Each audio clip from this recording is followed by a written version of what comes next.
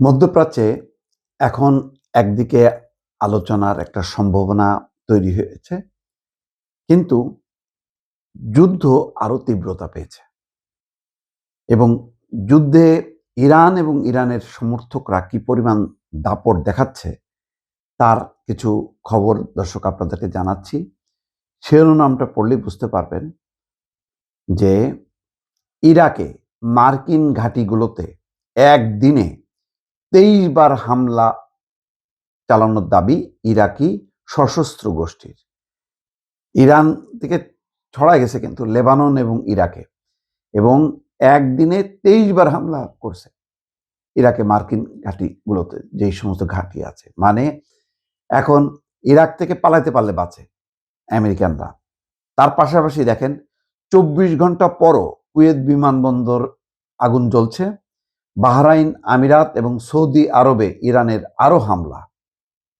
এই যখন অবস্থা, তখন যুক্তরাষ্ট্র ইরানকে বলছে হার মানতে। ইরান বলছে যে আমরা লড়াই চালায় যাব, তোরা যদি কিছু করার পারিস কর। এই হচ্ছে পরিস্থিতি। যুক্তরাষ্ট্র ইরানকে হুঁশিয়ার করে বলেছে তারা যেন পরাজয় মেনে নেয়, অন্যথায় দেশটিকে আগের চেয়ে অনেক বেশি কঠোর আঘাত সহ্য করতে হবে। এদিকে তেহরান আলোচনার প্রস্তাব প্রত্যাখ্যান করেছে এবং লড়াই চালিয়ে যাওয়ার অঙ্গীকার ব্যক্ত করেছে। আল জাজিরার এই তথ্য। এই সমস্ত হুমকি ধামকি পাত্তা দিচ্ছে না। এর আগেও কিন্তু 48 ঘন্টার মনে আছে, হরমুজ প্রণালী বলছে যে এর নিয়ন্ত্রণ ছেড়ে দিতে, না ছাড়লে একেবারে ধ্বংস করে দেবে। ইরান কিন্তু পাত্তা দেয়নি, কারণ জানে যে এখন ট্রাম্প হচ্ছে লম্ফজম্ফ মারবে।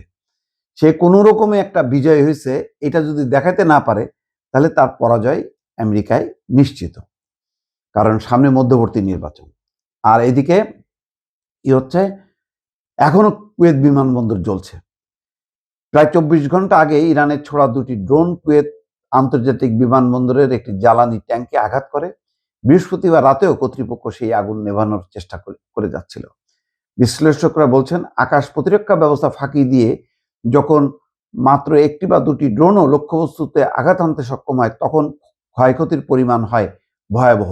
তার মানে আপনি অনেকগুলি ঠেকাই দিলেন, কিন্তু তার মধ্যে যদি একটা দুইটা ঠেকাতে না পারেন, তার পরিস্থিতি কি হয়, তাহলে বোঝেন কি ধরনের ক্ষেপণাস্ত্র ছুটছে ইরান।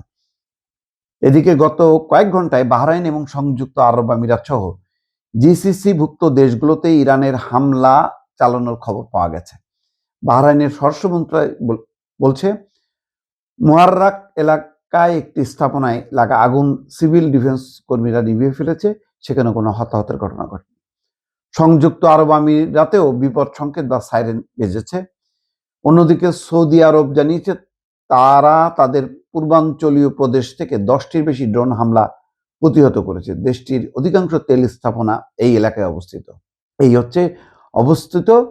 আর ইরাকের সশস্ত্র গোষ্ঠী ইসলামিক রেজিস্ট্যান্স দাবি করেছে তার যোদ্ধারা গত একদিনে ইরাক এবং এই অঞ্চলের বিভিন্ন স্থানে থাকা মার্কিন ঘাঁটিগুলোতে একদিনে 23টি অভিযান চালিয়েছে, মানে 23 বার হামলা করেছে।